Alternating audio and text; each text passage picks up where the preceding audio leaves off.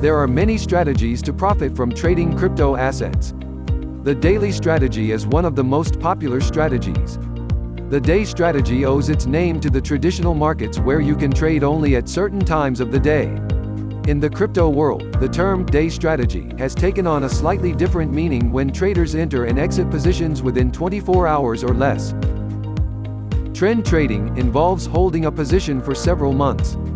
Trend traders take advantage of market trend directions and often use fundamental analysis. The trend trading strategy assumes the movement of the asset in the direction of the trend.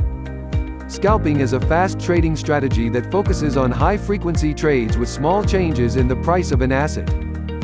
Scalping can be a very profitable strategy if the trader finds the effectiveness of his approach in the market. But it is also a very risky strategy since positions are closed in a few seconds. Swing trading. This strategy is long-term and involves holding positions from a week to several months. This is a cross between day trading and trend trading. Swing traders profit from market volatility that can last for days or weeks.